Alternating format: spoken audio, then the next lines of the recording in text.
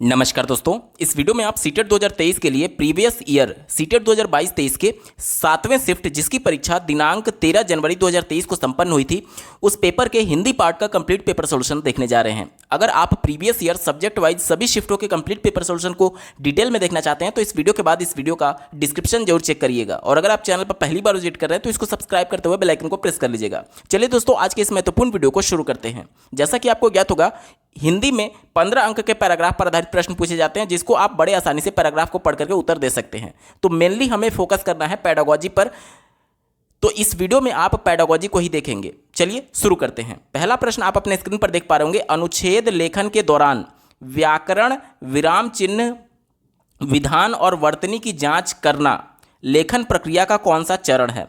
देखिए, लेखन जो होता है, किसी भी लेख को लिखने के पहले कौन कौन से चरण आते हैं, तो किसी भी लेख को लिखने से पहले सबसे पहले बच्चों के मन में एक विचारों की उत्तेजना जन्म लेती है, जिसे हम लोग ब्रेन स्टॉर्मिंग कहते हैं। तो ये पहला चरण होता है। इस चरण में क्या होता है कि हमें किस टॉपिक पर लिखना है, उस टॉपिक के बारे में हमारे माइंड में ब्रेन स्टॉर्मिंग होती है, विचारों की मंथन, विचारों की उत्तेजना जन्म लेती है। ये पहले चरण पर होता है, ठीक है। उसके बाद क्या होता है कि एक आउटलाइन तैयार किया जाता है, खाका तैयार किया जाता है। आउटलाइन में क्या होता है कि बच्चा एक बाउंड्री सेट करता है कि हमें कितना लिखना है। जैसे मान लीजिए एक टॉपिक है, तो उस टॉपिक पर पूरी एक किताब भी लिखी जा सकती है। उस टॉपिक में 10 पेज में भी लिखा जा सकता है, उस टॉपिक को 500 पेज में भी लिखा जा सकता है, और उस टॉपिक को एक पैराग्राफ में भी लिखा जा सकता है। यानी ये बाउंड्री सेट करना कि हमें कितना लिखना है इस टॉपिक के बारे में, ये होता है आउटलाइन, जिसे मोटा मोटी खाका तैयार करना कहते हैं। उसके बाद आउटलाइन दूसरे नंबर पर आता है। उसके बाद प्रारूप आता है, यानी कि ड्राफ्टिंग जिसे कहते हैं, ये तीसरे नंबर पर होता है, ठीक है। ड्राफ्टिंग में क्या होता है कि जैसे मान लीजिए कि यहाँ पर बच्चे ने टॉपिक सेट कर लिया और कितना लिखना है ये तैयार कर लिया। उसके बाद से क्या हेडिंग लिखना है, क्या सब हेडिंग लिखना है, ये ड्राफ्टिंग में तैयार होता है कि हमें जैसे मान लीजिए पूरा एक लेख लिखना है, तो उसमें क्या क्या हेडिंग रहेगा, उसके अंदर क्या क्या सब हेडिंग रहेगा, ये ड्राफ्टिंग में तय होता है, ठीक है। और उसके बाद से ड्राफ्टिंग के बाद से जो पूरा तैयार हो चुका है, उसका एक मोटा मोटी बच्चा जो है वो लिखता है, जिसे संपादन कहते हैं। और इस संपादन में ही ये प्रक्रिया आता है कि व्याकरण और ये सभी जो त्रुटियां हैं इनको जांच करने के संदर्भ में। और इस संपादन के बाद से, जांच करने के बाद से, अगर बच्चे को कुछ लगता है कि कुछ गलती है तो उसको करेक्शन करता है। तो करेक्शन पीरियड अलग होगा और अंत में फाइनलाइज किया जाएगा, और लास्ट में फीडबैक आता है। तो फीडबैक बिल्कुल अंत में आता है। तो ये तो उत्तर होगा नहीं। हमारा उत्तर क्या होगा? हमारा उत्तर संपादन होगा, क्योंकि जो भी बच्चे ने ड्राफ्टिंग के बाद लिखना शुरू किया, उस लिखने के दौरान ही वह इन सभी चीज़ों को जांच करता है, विराम चिन्ह और स्पेलिंग को, जो कि संपादन का प्रोसेस है। यही हमसे पूछा गया था। ऑप्शन नंबर 1 बिल्कुल सटीक जवाब हो जाएगा। दोस्तों, मैं यहाँ पर बिल्कुल क्लियर कर दूं कि जो भी विकल्प मेरे द्वारा बताया जाएगा वो ऑफिशियल आंसर की से पूरी तरीके से अप्रूव्ड है। आप खुद भी वेरीफाई कर सकते हैं, तो आप आंख बंद करके इस वीडियो पर पूरी तरीके से भरोसा कर सकते हैं। अगला प्रश्न पूछा गया है। एक विद्यालय निरीक्षक ने विद्यालय का दौरा किया और कक्षा 1 के उन विभिन्न विभागों का अवलोकन किया जहां भाषा का अध्यापन किया जा रहा था।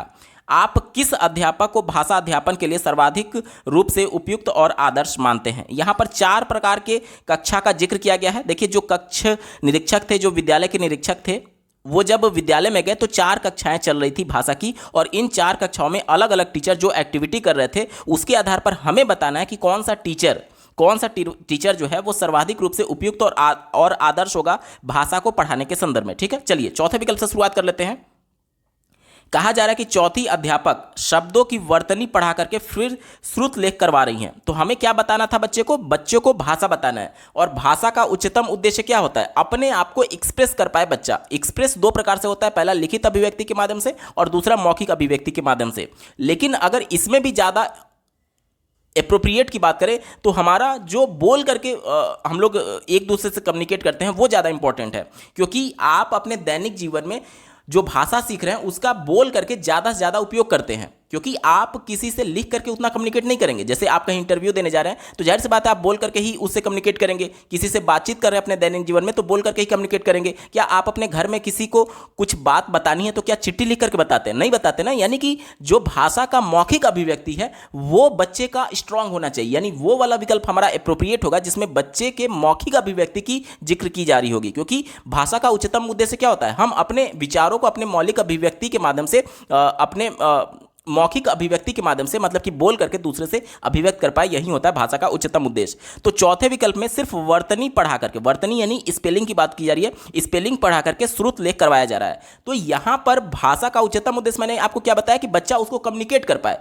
अब यहां पर श्रुत लेख कहने का मतलब कि केवल एक पर्टिकुलर शब्द की स्पेलिंग बता करके फिर उसका श्रुत लेख कराया जा रहा है। तो ये एक तरीके से सिर्फ शब्द तक ही सीमित है, इसलिए हमारा उत्तर नहीं होगा, क्योंकि इसमें बच्चे कम्युनिकेट नहीं कर पाएंगे। ठीक है, ये केवल शब्द तक सीमित था, तो हमारा उत्तर नहीं होगा। तीसरा देखिए, तीसरी अध्यापक उदाहरण देकर के व्याकरण पढ़ा रही थी, तो ये भी उत्तर निगेटिव है। जैसे देखिए, आप में से बहुत सारे लोग ऐसे होंगे जो कि अंग्रेजी के ग्रामर को बहुत अच्छा जानते हैं, लेकिन जब बोलने की बात आती है तो थोड़ा सा हिचकिचाहट होती है और हम कम्युनिकेट नहीं कर पाते हैं इंग्लिश में।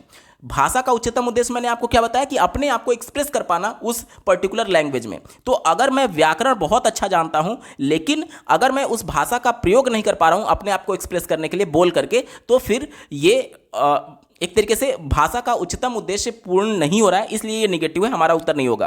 पहला विकल्प देखिए, एक अध्यापक श्यामपट्ट पर वर्णमाला के अक्षर लिख रही थी, तो ये तो बिल्कुल निगेटिव है, क्योंकि भाषा का उच्चतम उद्देश्य क्या है? अपने आप को एक्सप्रेस कर पाना उस पर्टिकुलर लैंग्वेज में। तो यहां पर केवल वर्णमाला के अक्षर लिखने का मतलब है कि बच्चा सिर्फ अल्फाबेट तक सीमित है, ये हमारा उत्तर नहीं होगा। अब हमारे पास केवल एक ही विकल्प बचा, दूसरी अध्यापिका शिशु गीत गा रही थी फिर कहानी सुना रही थी। यहां पर देखिए, आपने पहले के पेपर में देखा होगा कि कहानी के माध्यम से हम पूरे लैंग्वेज को बच्चे को रिप्रेजेंट कर सकते हैं। कैसे? ध्यान से समझिएगा। अगर मैं बच्चे को कहानी सुना रहा हूं कि एक समय में एक राजा था, वह शिकार पर जाया करता था, अचानक से उसके सामने भालू आ गया, उसने तीर धनुष से उस भालू का शिकार कर दिया।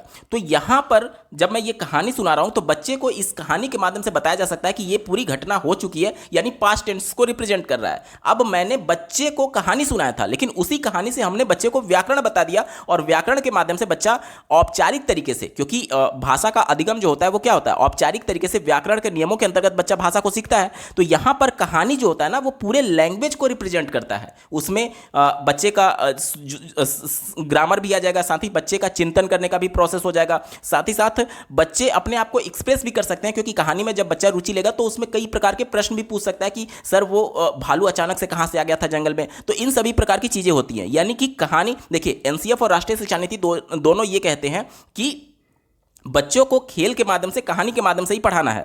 और यहां पर देखिए, बच्चे शिशु गीत में बहुत ज्यादा इंटरेस्ट लेते हैं, तो ये सबसे ज्यादा अप्रोप्रिएट, क्योंकि आप इसको इस प्रकार से भी समझ सकते हैं कि यहां पर कहानी का मतलब है कि पूरी लैंग्वेज को रिप्रेजेंट करना। पूरे लैंग्वेज, कहानी अपने आप में पूरा एक भाषा है, इसके माध्यम से आप बच्चे को कर्ता, कर्म, ऑब्जेक्ट, ये सब कुछ बता सकते हैं। जबकि चौथे विकल्प में आप देखेंगे तो केवल शब्दों की बात की जा रही थी, केवल शब्दों की बात की जा रही थी, तो संकुचित था। तीसरे विकल्प में बात करेंगे तो केवल व्याकरण की बात की जा रही थी, तो व्याकरण तो बच्चे को कहानी के माध्यम से भी बताया जा रहा है, तो ये संकुचित था।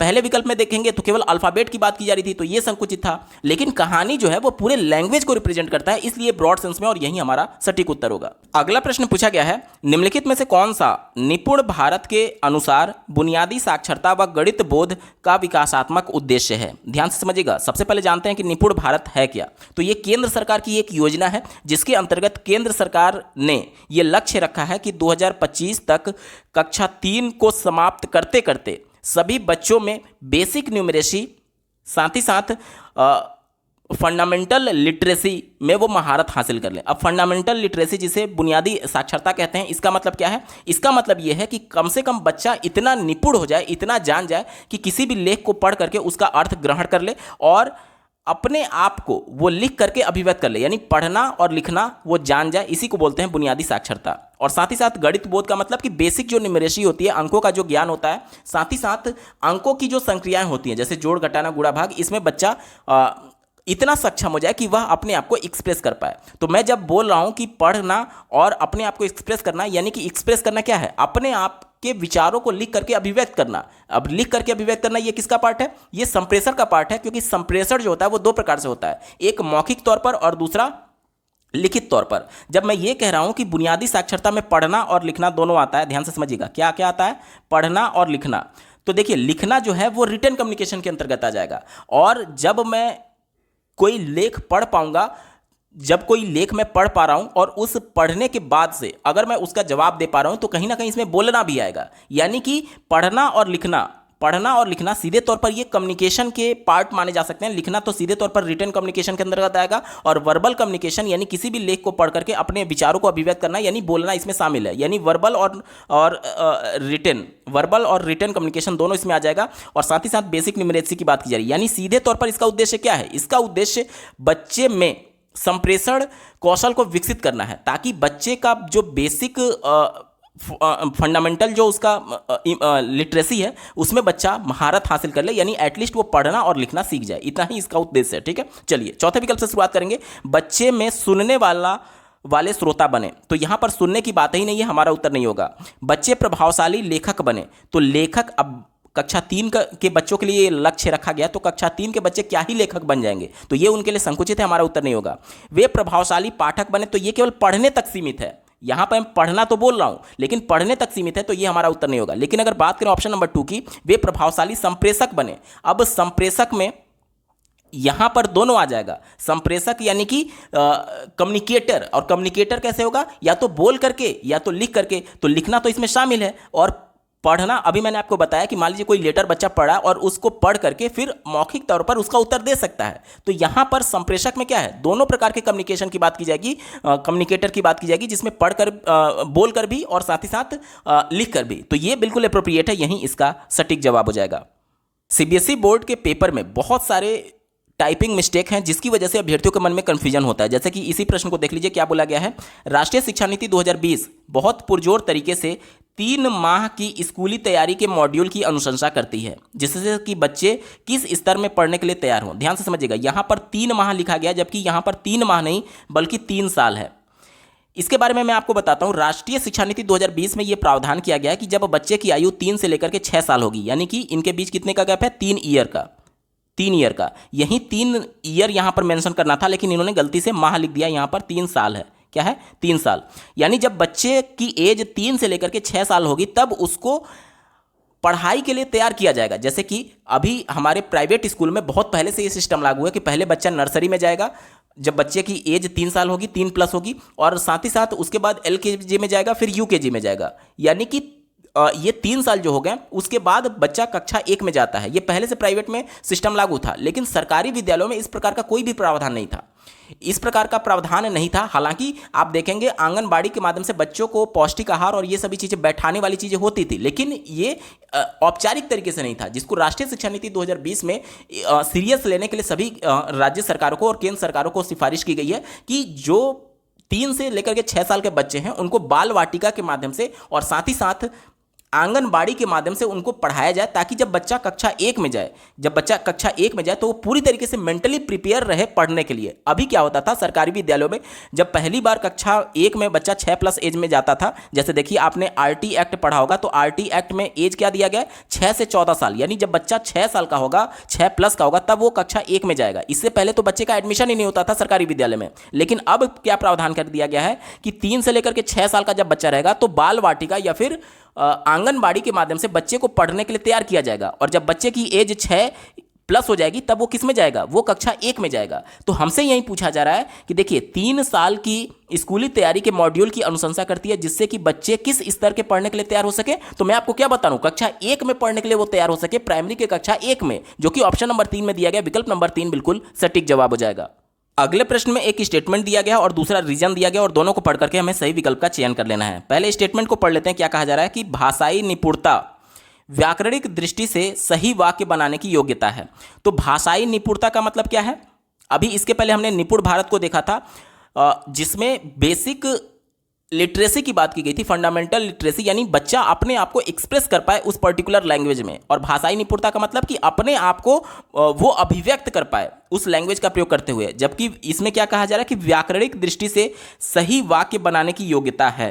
अब बच्चा व्याकरण की दृष्टि से सही वाक्य लिख तो ले रहा है, मान लीजिए कि वो लिख ले रहा है, लेकिन अपने आप को मौखिक तरीके से एक्सप्रेस नहीं कर पा रहा है, किसी से बात नहीं कर पा रहा है। जैसे कि बहुत सारे बच्चे जो होते हैं वो अंग्रेजी के ग्रामर में बहुत अच्छा होते हैं, लेकिन जब कम्युनिकेट करने की बात आती है मौखिक तौर पर, तब वो उस लैंग्वेज का प्रयोग नहीं कर पाते हैं।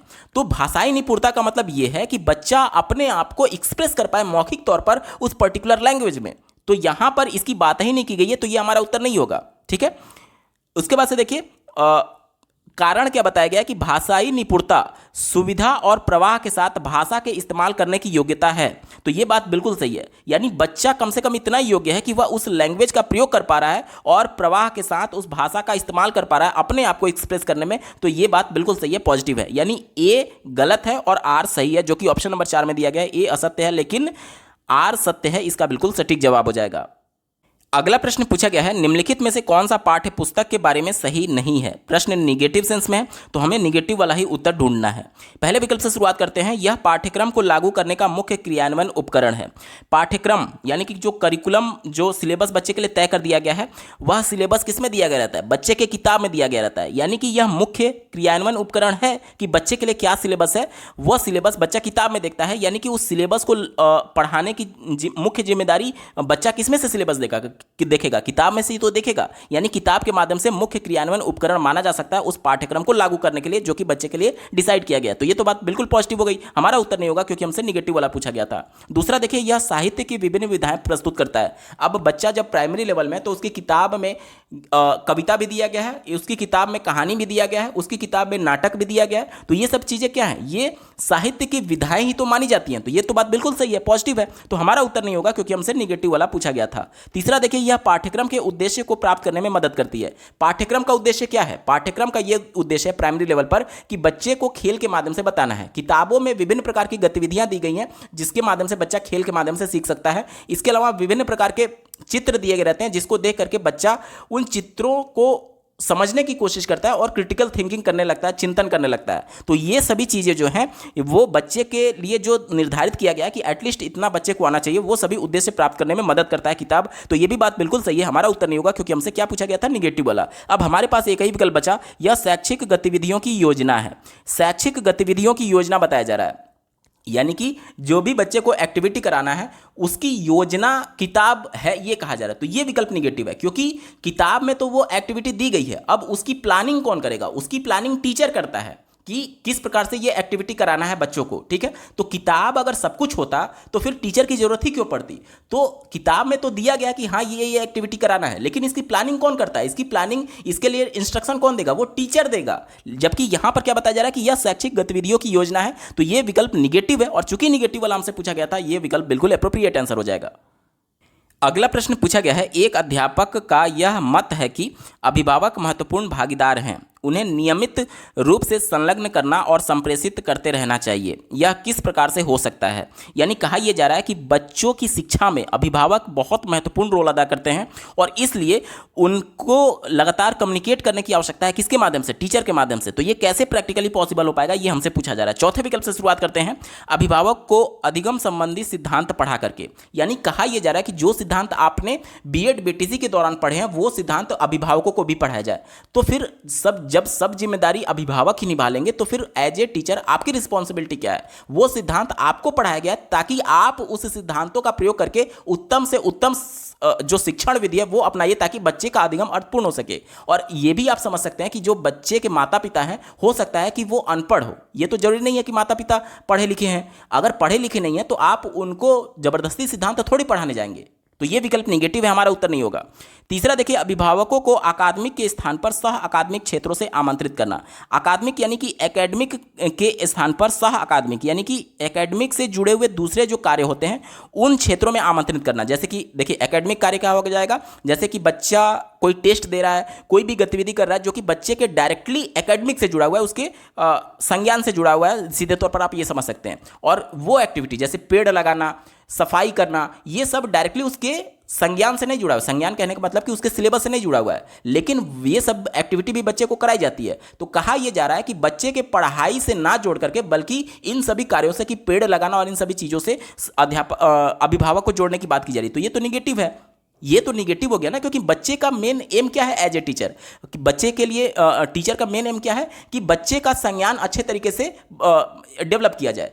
और बाकी की जो एक्टिविटी है, पेड़ लगाना, सफाई करना, ये सब तो सेकेंडरी हो गया ना। तो हमें अभिभावक को किस में शामिल करना है, उसके पढ़ाई लिखाई में शामिल करना है, ना कि पेड़ लगाने और ये सभी चीज़ों में। ये सब तो सेकेंडरी हो गया। प्राइमरी क्या है, प्राइमरी बच्चे के संज्ञान को वृद्धि करना है। ठीक है, पहला विकल्प देखिए, अभिभावक को यह सूचित करेंगे करके कि उनके बच्चे अच्छा प्रदर्शन नहीं कर रहे हैं, तो यह विकल्प निगेटिव है। देखिए, बच्चा अगर अच्छा परफॉर्म नहीं कर पा रहा है तो वहां पर बच्चे की गलती नहीं मानी जाएगी। आज बाल केंद्रित शिक्षा है, यानी बालक खुद से रुचि लेता है, खुद से पढ़ने के लिए तत्पर है, अगर उसको सही ढंग से पढ़ाया जाए, यानी कि अगर बच्चे फेल हो रहे हैं तो इसका फेल्योर टीचर की रिस्पॉन्सिबिलिटी है कि टीचर सही शिक्षण विधि का प्रयोग नहीं कर रहा है, इसलिए बच्चे रुचि नहीं ले पा रहे हैं और इसलिए बच्चा सही से परफॉर्म नहीं कर पा रहा है। तो यहां पर यह टीचर की गलती है, ना कि बच्चे की। कोई भी विकल्प जो कि बच्चे के प्रदर्शन को निगेटिव दिखाए या फिर बच्चे के बारे में गलत निगेटिविटी बताए, वो हमेशा निगेटिव होता है। अब हमारे पास केवल एक ही विकल्प बचा, ऑप्शन नंबर 2 देखिए, नियमित आधार पर अभिभावकों के साथ बच्चों के पोर्टफोलियो पर चर्चा करके। पोर्टफोलियो क्या होता है? यह बच्चों के शैक्षणिक प्रगति से संबंधित एक रिकॉर्ड होता है जिसके आधार पर बच्चों का आकलन किया जाता है। अब मैंने आपको क्या बताया कि अभिभावकों को किस में शामिल कराना है? बच्चों के शैक्षिक पक्ष से। तो पोर्टफोलियो क्या होता है? बच्चों के शैक्षिक पक्ष का ही तो रिकॉर्ड है। तो इस पर जब बच्चे के अभिभावक से चर्चा किया जाएगा कि आपका बेटा इस प्रकार से कर रहा है, इस प्रकार से अच्छा परफॉर्म कर रहा है, इस प्रकार से इसमें ये कमियां हैं, तो उस पर आप ध्यान दीजिए। तो इससे अभिभावक जो है कहीं ना कहीं उन कमियों को दूर करने में अपनी भागीदारी निभा सकते हैं। यहां पर मेनली ये नहीं है कि अभिभावक जो है उनको बच्चों को पढ़ाना है, पढ़ाने का काम तो टीचर ही करेगा, लेकिन मेन जो हाईलाइट होगा कि बच्चा पढ़ाई में थोड़ा ध्यान नहीं दे रहा है, तो उसको ध्यान दिलाने के लिए और किस प्रकार से रुचि और तरीके से किया जा सकता है, क्योंकि बच्चा कक्षा में क्लास में ज़्यादा 4 से 5 घंटा ही तो रहेगा, बाकी के 19 घंटे तो वो घर पर रह रहा है ना। यानी कि जितना ज़्यादा समय वो घर पर बिता रहा है तो घर पर भी उसके व्यवहार में परिवर्तन हो, रुचि उत्पन्न हो पढ़ाई के लिए, ये ज़्यादा जरूरी है और इसके लिए अभिभावक जिम्मेदार होते हैं। इसलिए बच्चे के मन में पढ़ाई के प्रति रुचि जन्म ले, इसके लिए अभिभावकों को भी रिस्पॉन्सिबल होना पड़ेगा। इसका मतलब ये नहीं है कि अभिभावक घर पर बच्चों को पढ़ाने के लिए बिल्कुल ही बाध्य हैं। आप ऐसे भी समझिए कि अभिभावक अगर अनपढ़ है तो बच्चों को नहीं पढ़ा सकते, लेकिन एटलीस्ट उनको मोटिवेट कर सकते हैं कि हाँ, कक्षा में जो टीचर के द्वारा बताया जा रहा है आप उस पर ध्यान दीजिए, आप पढ़ाई लिखाई करेंगे तो बहुत अच्छे, मतलब कि मोटिवेट किया जा सकता है अभिभावकों के माध्यम से। तो इसलिए ये सबसे ज़्यादा अप्रोप्रिएट है और यही इसका सटीक जवाब हो जाएगा। अगला प्रश्न पूछा गया है, 3 से 9 वर्ष वाले आयु समूह के लिए राष्ट्रीय शिक्षा नीति 2020 ने किस शिक्षण शास्त्रीय उपागम पर अधिक बल और ध्यान केंद्रित किया है? देखिए, 3 से लेकर के 9 वर्ष की बात की गई है। 3 से लेकर, देखिए ध्यान से देखिएगा, 3 से लेकर के 6 साल तक बच्चा जब है तो वो किस में है?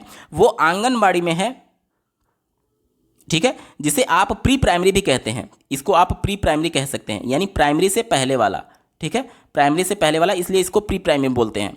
और जब बच्चा 6 प्लस का होगा, 6 प्लस का होगा, तब वो किस में जा रहा है? प्राइमरी में जा रहा है। तो खिलौने के माध्यम से, यहाँ पर देखिए, यहाँ पर जो ऑफिशियल आंसर किया उसमें ये उत्तर दिया गया है। तो ये प्रश्न में ये आपत्ति है मुझे कि यहाँ पर 9 वर्ष मेंशन किया गया है। ये हो सकता है कि गलतीवश इन्होंने मिसप्रिंट कर दिया है, क्योंकि बच्चे को खिलौने से खिलाने की एज कब है? 3 से लेकर के 6 साल, खिलौना आधारित शिक्षण शास्त्र। बाकी जब कक्षा 6 में बच्चा जाएगा, 6 से में वो माफ़ कीजिएगा, जब बच्चे की एज 6 साल होगी तब वो प्राइमरी में जाएगा, कक्षा 1 में। और कक्षा 1 में राष्ट्रीय शिक्षा नीति ये कहती है कि बच्चों को खेल के माध्यम से बताना है। देखिए, खिलौना अलग चीज़ है और खेल के माध्यम से बताना अलग चीज़ है। जैसे कि बच्चे को गणित बताना है, 2 + 2 = 4, तो ये बच्चे को कैसे बताया जाएगा?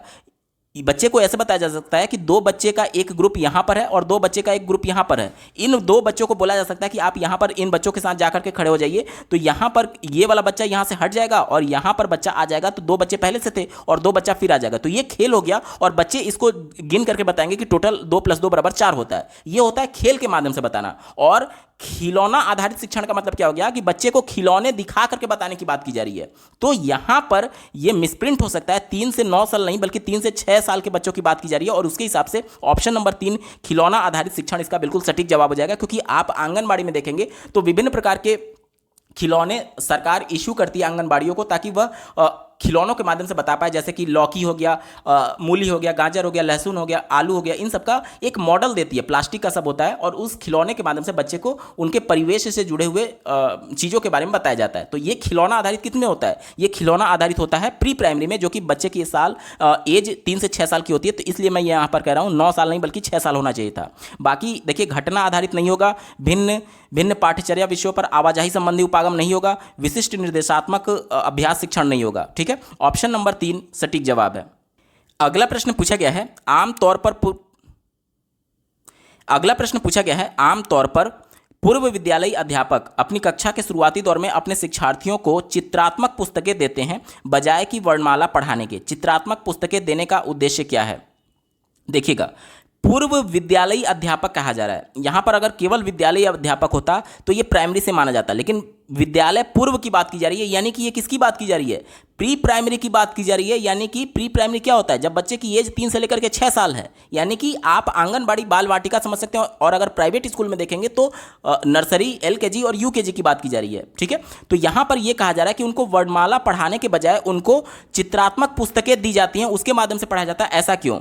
तो बच्चे जो होते हैं ना, चित्र में इंटरेस्ट लेते हैं। और आपने रुचि का सिद्धांत पढ़ा होगा, तत्परता का सिद्धांत पढ़ा होगा, जिसमें आपने ये पढ़ा होगा कि थॉर्नडाइक ने ये कहा था कि बच्चे जिस भी काम में रुचि लेते हैं उसको करने के लिए खुद तत्पर होते हैं, यानी बच्चा इंटरनली मोटिवेटेड है। तो बच्चा चूंकि चित्र में इंटरेस्ट लेता है, रंगीन चित्रों में, इसलिए बच्चे धीरे धीरे उस पढ़ने के प्रति प्रेरित होते हैं। इसी को ध्यान में रखकर के हमें उत्तर देना होगा।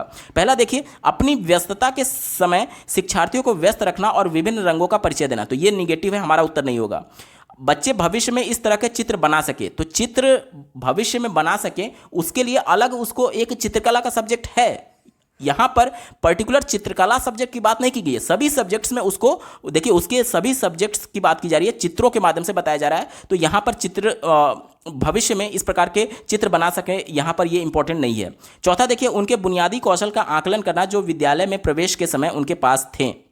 तो ये भी इंपॉर्टेंट नहीं है। एक ही विकल्प बच्चा, बच्चे को पठन से परिचित करवाना और उनके भाषा विकास की शुरुआत करना। देखिए, भाषा जो होता है वह क्या होता है? अपने आप को एक्सप्रेस करना। जब बच्चे चित्रों को देखते हैं तो चित्रों को देख करके उनके मन में रुचि उत्पन्न होती है और वो उन चीज़ों के बारे में चिंतन करते हैं। चिंतन करेंगे तो बच्चा पूछेगा टीचर से कि ये क्या है, ये क्या है। उसके बाद से बच्चे को टीचर बताएगा तो बच्चा क्या हो रहा है? जिज्ञासु बन रहा है, रुचि ले रहा है, तो वह खुद सीखने के लिए प्रेरित है। और उन चित्रों के माध्यम से बच्चा जब टीचर से प्रश्न पूछता है तो कहीं ना कहीं उसके भाषा का विकास होता है। यही बोला गया है, शुरुआती भाषा का विकास करना। और वैसे भी मैं आपको बता दूं कि चित्र भी जो होते हैं वह भाषा का ही एक रूप है। जैसे कि जो भी आप क लिख रहे हैं तो ये क्या है? ये चित्र ही तो है। जैसे देखिए, गोला, ये खड़ी पाई, ये इस प्रकार से कर्व, और ये इस प्रकार से पड़ी लाइन। जैसे हम लोग इसको बचपन में कैसे पढ़ते थे? गोल गोल अंडा, पुलिस का डंडा, बकरी का पोंछ और बाबा जी का मोच। तो यहाँ पर ये सब चित्र का ही तो पार्ट है। गोला हो गया, कर्व हो गया, ये हो गया और ये हो गया। यानी कि चित्रों के माध्यम से बच्चे को क्या बताया जा रहा है? शुरुआती भाषा का विकास किया जा रहा है। ऑप्शन नंबर 3 यहाँ पर बिल्कुल अप्रोप्रिएट है, यही इसका सटीक जवाब होगा। अगला प्रश्न पूछा गया है, निम्नलिखित में से कौन सी कक्षाई प्रक्रियाएं बुनियादी उम्र के बच्चों के लिए विकासात्मक रूप से उपयुक्त है? ध्यान से समझिएगा, बुनियादी उम्र क्या होता है? यानी कि बिल्कुल फंडामेंटल एज की बात की जा रही है। हमारे राष्ट्रीय शिक्षा नीति 2020 में फंडामेंटल स्टेज की बात की गई। जैसे हमारे देश में पहले कौन सी शिक्षा नीति लागू थी? 10+2। अब हमारे देश में कौन सी लागू हो गई है? इसको कैंसिल करते हुए 5+3+3+4 को लागू कर दिया गया है। यहाँ पर 5, 3, 3, 4 ये क्या दिखा रहे हैं? ये वर्षों को दिखा रहे हैं। और जो पहला 5 है यही फंडामेंटल एज को रिप्रेजेंट करता है, फंडामेंटल स्टेज को रिप्रेजेंट करता है। कैसे? ध्यान से समझिएगा। देखिए, हमारे देश में जो शिक्षा नीति लागू है अभी के समय, वह क्या कहता है? जब बच्चे की एज 3 से लेकर के 6 साल होगी तब बच्चे को प्री प्राइमरी के माध्यम से बताया जाएगा। यानी कि आंगनबाड़ी, बाल वाटिका या फिर प्राइवेट स्कूल में जाएंगे तो नर्सरी, एलकेजी, यूकेजी के माध्यम से। तो शुरुआती का जो 3 साल है, यहाँ पर देखिए 3 से लेकर के 6 साल के बीच में, यानी 3 ईयर यहाँ पर हो गया। तो ये प्री प्राइमरी हो गया। उसके बाद से 6 साल का जब बच्चा हो जाएगा तब किस में चला जाएगा? प्राइमरी में चला जाएगा। तो ये प्राइमरी हो गया और ये प्री प्राइमरी हो गया, प्री प्राइमरी। ठीक है, तो प्री प्राइमरी के 3 साल और 6 से लेकर के बच्चा का एज जब 8 साल होगा, यानी कि इसमें कौन कौन से आ जाएंगे? प्राइमरी में कक्षा 1 और कक्षा 2, ये भी किस में शामिल कर लिया गया? ये भी फंडामेंटल एज में शामिल कर लिया गया है। यानी कि 2 साल यहाँ पर, तो 3 साल ये और 2 साल ये मिलाकर के टोटल कितने साल हो गए? 5 साल। जो मैंने आपको नीति बताई थी 5+3+3+4, उसमें जो पहला 5 है वहीं ये 5 को रिप्रेजेंट करता है। यानी शुरुआत के 3 वर्ष जब बच्चा प्री प्राइमरी में है और 2 साल प्राइमरी कक्षा 1 और 2 को मिलाकर के बुनियादी एज बोला जाता है। तो हमसे यही पूछा जा रहा है कि कौन सी कक्षाई प्रक्रियाएं बुनियादी उम्र के बच्चों के लिए विकासात्मक रूप से उपयुक्त है? चलिए पहले विकल्प से शुरुआत करते हैं। कहा जा रहा है कि प्रतिदिन 5 कठिन शब्दों से परिचित करवाना। तो यहां पर ध्यान से देखिएगा, बच्चे को हम लोग उसके पूर्व अनुभव से नए ज्ञान को जोड़ने की कोशिश करते हैं। यानी बच्चे का पूर्व अनुभव जो कि उसके लिए ज्ञात है और जो ज्ञात है वो उसके लिए आसान होगा। जब आसान से हमें कठिन को जोड़ना है तो डायरेक्टली हम उसको कठिन वर्ड थोड़ी बताएंगे। तो ये विकल्प निगेटिव हो गया, हमारा उत्तर नहीं होगा। दूसरा देखिए, प्रत्येक दिन के शुरुआत के आधे घंटे के घेरा टाइम से करना, यानी सर्कल टाइम। तो बच्चा जब, देखिए यहाँ पर बुनियादी उम्र की बात की गई है, यानी कि बच्चा जब 3 साल का है तो भी उसके लिए सर्किल टाइम की बात की जा रही है, जो कि उसके लिए निगेटिव है, क्योंकि 3 साल का बच्चा खिलौनों से खेलता है आंगनबाड़ी में, ना कि सर्किल टाइम में। वो एक तरीके से सर्किल टाइम उसके लिए अप्रोप्रिएट नहीं होगा 3 साल के बच्चे के लिए, तो ये निगेटिव हो गया, हमारा उत्तर नहीं होगा। चौथा देखिए, रूटीन में नियमित रूप से बदलाव करना, तो ये भी निगेटिव है। एक ही विकल्प बचा, धीरे धीरे नई अवधारणाओं को परिचय देना। मैंने आपको क्या बताया था कि बच्चों के पूर्व अनुभव, पूर्व ज्ञान से नए ज्ञान को जोड़ा जाता है, तो वहीं धीरे धीरे आप जोड़ेंगे ना, अचानक से कठिन वर्ड थोड़ी बताने लगेंगे, पहले आसान, फिर उसके बाद थोड़ा सा कठिन, फिर उसके बाद से कठिन, फिर इस प्रकार से बताएंगे, यानी धीरे धीरे नई अवधारणाओं को जोड़ेंगे, ना कि अचानक से डायरेक्ट उसको नई अवधारणा नहीं बताएंगे। बच्चों के पूर्व अनुभव, पूर्व ज्ञान से नई अवधारणाओं को जोड़ना है। ऑप्शन नंबर 3 बिल्कुल अप्रोप्रिएट है, यही इसका सटीक जवाब होगा। अगले प्रश्न में एक स्टेटमेंट दिया गया और दूसरा रीजन दिया गया, और दोनों को पढ़ करके हमें सही विकल्प का चयन कर लेना है। पहले स्टेटमेंट को पढ़ते हैं। प्राथमिक स्तर की शिक्षा में समूची पाठ्यचर्या में भाषा दृष्टिकोण महत्वपूर्ण है। कहा यह जा रहा है कि प्राथमिक स्तर की शिक्षा में समूची पाठ्यचर्या में भाषा दृष्टिकोण महत्वपूर्ण है। देखिए, लेव वाइगोत्स्की ये मानते थे कि बच्चों में भाषा बहुत जरूरी है, क्योंकि भाषा के माध्यम से बच्चों में विचार उत्पन्न होता है। कैसे, ध्यान से समझिएगा। लेव वाइगोत्स्की ये मानते थे कि बच्चे एक दूसरे से इंटरेक्शन करके ही अपने संज्ञान की वृद्धि करते हैं, यानी एक दूसरे से बातचीत करके, अंतःक्रिया करके ही अपने संज्ञान को बढ़ाते हैं। अब बातचीत करने के लिए क्या जरूरी है? भाषा जरूरी है। इसीलिए कहा जा रहा है कि समूची पाठ्यचर्या में भाषा दृष्टिकोण महत्वपूर्ण है। तो ये बात बिल्कुल पॉजिटिव है, क्योंकि राष्ट्रीय शिक्षा नीति और एनसीएफ दोनों रचनावाद को सपोर्ट करते हैं, और लेव वाइगोत्स्की रचनावाद के ही समर्थक थे। ऑप्शन नंबर 1 बिल्कुल सटीक जवाब हो जाएगा। दूसरा देखिए, कारण क्या बताया जा रहा है? भाषा विभिन्न अर्थ निर्माण संबंधित संदर्भों से बेहतर तरीके से अर्जित की जाती है, इसलिए हर प्रकार के शिक्षण एक प्रकार के भाषा शिक्षण है।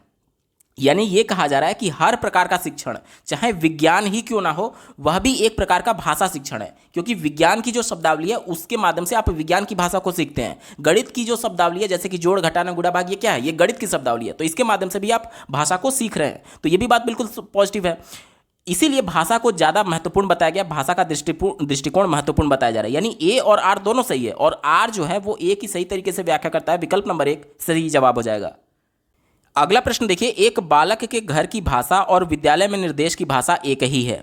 यह अध्यापक के लिए बहुत बड़ा संसाधन है, क्योंकि ध्यान से समझिएगा, बालक के घर की भाषा यानी बालक के फर्स्ट लैंग्वेज मदर टंग की बात की जा रही है, और विद्यालय के निर्देश की भाषा यानी कि टीचर की जो विद्यालय की औपचारिक भाषा है उसकी बात की जा रही है। अब दोनों भाषा एक ही है, मान लीजिए दोनों भाषा हिंदी हो गई, तो इससे क्या फायदा होगा?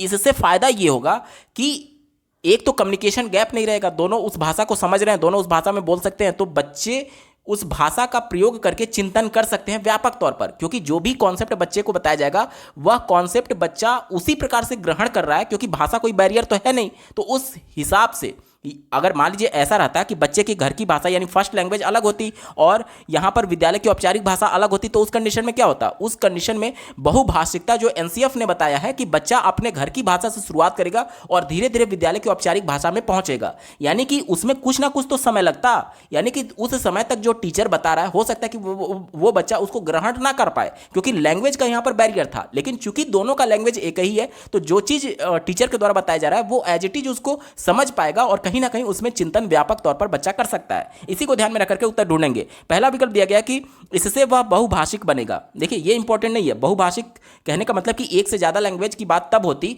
जब टीचर की लैंग्वेज अलग होता और बच्चे की लैंग्वेज अलग होता, क्योंकि उसके संपर्क में आकर के वो नई भाषा को सीखने की संभावना बनी रहती। जैसे मान लीजिए बच्चा हिंदी बोलता और टीचर अंग्रेजी बोलता, तो यहाँ पर दोनों की भाषा अलग हो गई, तो एटलीस्ट वो अंग्रेजी के कुछ शब्दावलियों को जानता, यानी उस शब्दों के बारे में जानता, यानी बहुभाषिक बनने की संभावना थी। यहाँ पर बहुभाषिक नहीं होगा क्योंकि दोनों की लैंग्वेज एक ही है, इसलिए एक ही भाषा का केवल प्रयोग हो पा रहा है। ठीक है। दूसरा देखिए, वह बच्चों में सामाजिक भाषा का विकास कर सकती है, तो यहाँ पर सामाजिक भाषा इंपॉर्टेंट नहीं है। उसके बाद से चौथा देखिए, बच्चे के लिए पठन लेखन का अध्यापन अभिभावकों द्वारा किया जा सकता है, तो यहां पर अभिभावक इंपॉर्टेंट नहीं है। क्यों नहीं इंपॉर्टेंट है? क्योंकि बहुत सारे बच्चे ऐसे होते हैं जिनके माता पिता अनपढ़ हैं, तो आप उस बच्चे का पठन और लेखन अभिभावक के द्वारा कैसे करा सकते हैं? आप केवल एक बच्चे को लेकर के ध्यान में नहीं चलेंगे।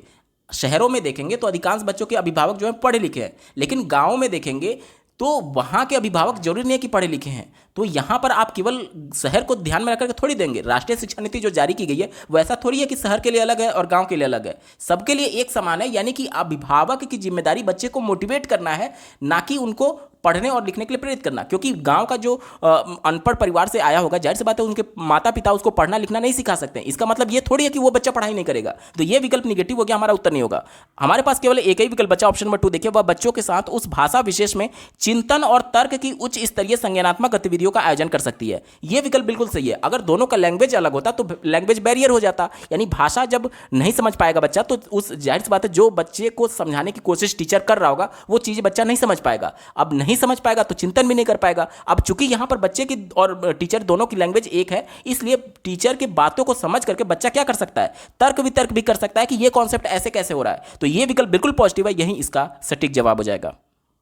अगला प्रश्न पूछा गया है, भाषा की अध्यापक अपनी डायरी में कुछ टिप्पणियां लिख रही हैं। ये टिप्पणियां सटीक रूप से यह वर्णित करती है कि विद्यार्थी कक्षा के बाद क्या कर पाएंगे।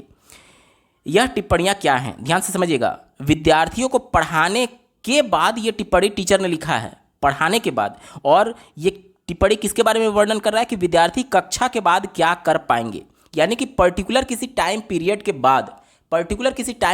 बाद, पढ़ाने के बाद बच्चे ने कितना सीखा है उसके बारे में ये बताया जा रहा है। यानी कि ये सीधे तौर पर लर्निंग आउटकम है। लर्निंग आउटकम क्या होता है, बच्चे के लिए जो दक्षता निर्धारित की गई है, यानी कि कक्षा 3 में अगर बच्चा है तो कक्षा 3 में रहते हुए एटलीस्ट बच्चे को इतना आ जाना चाहिए, वो बच्चे के लिए दक्षता तय कर दी गई है उसके करिकुलम, उसके सिलेबस में। अब इस दक्षता को ध्यान में रखते हुए टीचर बच्चे का शिक्षण कराता है और बच्चे चीज़ों को सीख रहे होते हैं, और उस न्यूनतम दक्षता यानी एटलीस्ट बच्चे को इतना आ जाना चाहिए, उसमें से बच्चे ने कितना हासिल कर लिया है, इसे ही बोलते हैं बच्चे का लर्निंग आउटकम। ठीक है, तो यहां पर विकल्प में क्या बोला जा रहा है कि जो वो टिप्पणी लिख रही है वो ये सटीक वर्णन करता है कि विद्यार्थी कक्षा के बाद क्या कर पाएंगे, यानी बच्चा कितना सीख पाया है, तो ये उसका लर्निंग आउटकम होगा, जो कि ऑप्शन नंबर 1 में दिया गया, सीखने के प्रतिफल। ऑप्शन नंबर 1 बिल्कुल सटीक जवाब हो जाएगा। भाषाई दक्षता की बात की जा रही है, तो ये क्या है, ये कॉम्पिटेंसी की बात की जा रही है, यानी कि वह न्यूनतम योग्यता की बात की जा रही है।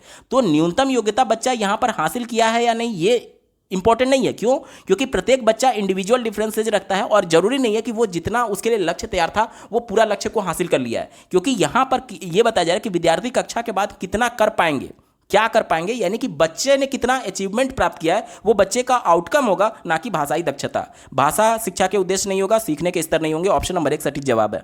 अगला प्रश्न पूछा गया है, बहुभाषावाद एक ऐसी युक्ति है जिसका अर्थ है कि। बहुभाषावाद के बारे में एनसीएफ बात करता है। एनसीएफ 2005 ये कहता है कि बच्चे अपनी मदर टंग से शुरुआत करेंगे और धीरे धीरे विद्यालय की औपचारिक भाषा सीखेंगे और उसके बाद से अन्य भाषाओं को सीखेंगे। कैसे? ध्यान से समझिएगा। मान लीजिए यूपी का कोई सरकारी विद्यालय है जिसमें अलग अलग राज्यों से आए हुए बालक हो सकते हैं। जैसे पंजाब से कोई बालक आया तो उसका मदर टंग क्या होगा, पंजाबी होगा। कोई यूपी का बालक है तो उसका मदर टंग हो सकता है गांव देहात से जुड़ा हो तो भोजपुरी हो सकता है कि उड़ीसा से कोई आया हुआ बालक हो उसकी मदर टंग उड़िया हो सकता है साउथ से कोई आया बालक हो जिसका मदर टंग तमिल, तेलुगु, मलयालम में से कुछ भी हो सकता है, कन्नड़, ये सब। तो यहाँ पर प्रत्येक बच्चे की लैंग्वेज अलग अलग है। अब एज ए टीचर हमारे लिए भी एक तरीके से लिमिटेशंस है कि हम बच्चों को कितने लैंग्वेज में पढ़ाएंगे। राष्ट्रीय शिक्षा नीति ये जरूर कहता है कि बच्चों को जहाँ तक संभव है 1 से लेकर के 8 तक, कक्षा 1 से 8 तक उनको उनकी मदर टंग में पढ़ाया जाना चाहिए। अब चूंकि यहाँ पर कक्षा में अगर 50 बच्चे हैं और 50 का लैंग्वेज अलग अलग है, तो 50 मिनट के पीरियड में अगर मैं सभी बच्चों के लैंग्वेज में पढ़ाने लगूँ तो यहाँ पर कोई कॉन्सेप्ट हो ही नहीं पाएगा। मैं पूरा टाइम केवल बच्चों के भाषा में ट्रांसलेट करने में मेरा बीत जाएगा। इसलिए एनसीएफ ये कहता है कि बच्चों को मदर टंग में पढ़ाना जरूरी है, लेकिन ये भी रिस्ट्रिक्शन है कि कितने लैंग्वेज में बच्चों को बताया जा सकता है। इसलिए यहाँ पर बहुभाषावाद का कॉन्सेप्ट लाया गया, यानी बच्चे को आप मौका दीजिए कि वो अपनी मदर टंग में एक्सप्रेस करे और आप अपनी औपचारिक भाषा में पढ़ाइए। एज ए टीचर विद्यालय की जो औपचारिक भाषा है उसमें आप पढ़ाइए। इससे होगा क्या कि बच्चा अपनी मदर टंग से धीरे धीरे विद्यालय की औपचारिक भाषा पर शिफ्ट होगा, क्योंकि टीचर ने जो भाषा बोला है उसके संपर्क में आएगा तो धीरे धीरे अनुकरण के माध्यम से उस भाषा पर उसकी पकड़ होगी। यानी कि जैसे अब ऐसे समझिए, मान लीजिए कि कोई बच्चा भोजपुरी बोल रहा है तो भोजपुरी में जिंदगी भर पढ़ाई थोड़ी करेगा, औपचारिक भाषा में वो पढ़ाई करेगा ना। तो इसलिए यहाँ पर ये कहा जाता है कि बच्चा अपनी मदर टंग से तो शुरुआत करेगा लेकिन विद्यालय की औपचारिक भाषा सीखेगा। और चूंकि अन्य बालक का मदर टंग अलग अलग हो सकता है, इसलिए अन्य भाषा के संपर्क में आने से अन्य भाषाओं को भी धीरे धीरे सीखेगा। तो इसी को बोलते हैं बहुभाषावाद। यानी कि देखिए, पहले विकल्प से शुरुआत करते हैं, विद्यालय में बहुत सी भाषाओं का अध्यापन, तो ये गलत है। सभी शिक्षार्थियों की मातृभाषा का शिक्षण अधिगम, तो ये भी गलत है। शिक्षार्थियों के विदेशी भाषाओं सीखने के लिए सहायता प्रदान करना, यह भी गलत है। विदेशी भाषा की बात की गई है, विदेशी भाषा सीनियर सेकेंडरी में राष्ट्रीय शिक्षा नीति कहता है, जो कि कक्षा 11 और 12 होता है। यहाँ पर प्राइमरी कक्षा 1 से 5 तक के लिए पेपर है, तो इसके लिए विदेशी भाषा इंपॉर्टेंट नहीं है। हमारे पास केवल एक ही विकल्प बचा, शिक्षार्थियों की भाषा का इस्तेमाल करना, यह सबसे ज़्यादा अप्रोप्रिएट है, यही इसका सटीक जवाब हो जाएगा। यानी बच्चे अपनी मातृभाषा का इस्तेमाल करेंगे और टीचर अपनी औपचारिक भाषा का इस्तेमाल करेगा, और धीरे धीरे बच्चे जो है अपनी मदर टंग से विद्यालय की औपचारिक भाषा पर शिफ्ट होंगे और अन्य भाषाओं को सीखेंगे। ऑप्शन नंबर 3 यहाँ पर बिल्कुल एप्रोप्रिएट आंसर होगा। अगला प्रश्न पूछा गया है, एक बालिका विद्यालय आते आते sign board, placard, label, wrappers आदि देखती है और इस तरह से मुद्रित सामग्री के कई प्रकारों से अंतःक्रिया करती है। उसका इस प्रकार से अवलोकन व अंतःक्रिया करना अध्यापक को कौन से कौशल पोषित करने में मदद करेगा? ध्यान से समझिएगा। कहा यह जा रहा है कि जब एक बालिका है, जब वो विद्यालय आ रही है, तो उस दौरान वो रैपर्स देख रही है, जैसे कोई चॉकलेट का रैपर देख लिया, कोई बिस्किट का रैपर देख लिया, तो उसमें जैसे मान लीजिए पार्ले लिखा गया है, पार्ले जी, ये तो बच्ची ये देख पा रही है कि ये ए अल्फाबेट लिखा गया है, ये देख पा रही है कि ये ई अल्फाबेट लिखा गया है। तो हमसे ये कहा जा रहा है कि उसका इस प्रकार से अवलोकन, देखिए मुद्रित सामग्री यानी जो प्रिंट जो लिखा गया है उससे अंतःक्रिया कर पा रही है, यानी इसको देख करके समझ पा रही है, तो इसका ये अंतःक्रिया अध्यापक को किस कौशल को पोषित करने में मदद करेगा? तो ये पठन कौशल को पोषित करने में मदद करेगा। पठन कौशल क्या होता है? पढ़ करके उसका अर्थ ग्रहण करना, यानी बच्ची जो है वह इस अल्फाबेट को पढ़ करके इसका अर्थ ग्रहण कर पा रही है कि ये ए लिखा गया है, तो ये पठन कौशल से जुड़ा हुआ है। ऑप्शन नंबर 2 बिल्कुल सटीक जवाब हो जाएगा। दोस्तों, ये पेपर पूरा सॉल्व हो चुका है। आपको ये वीडियो कैसा लगा कमेंट के माध्यम से जरूर बताएगा, क्योंकि आपका एक कमेंट मुझे मोटिवेट करेगा ऐसे ही महत्वपूर्ण वीडियो लाने के संदर्भ में। अगर आप प्रीवियस ईयर शिफ्ट वाइज सभी सब्जेक्ट्स का कंप्लीट पेपर सॉल्यूशन डिटेल में देखना चाहते हैं, तो इस वीडियो के बाद इस वीडियो का डिस्क्रिप्शन जरूर चेक करिएगा। और अगर आप चैनल पर पहली बार विजिट कर रहे हैं तो इसको सब्सक्राइब करते हुए बेल आइकन को प्रेस कर लीजिएगा। इस वीडियो को देखने के लिए आपका बहुत बहुत धन्यवाद। भगवान करे आपका दिन शुभ हो।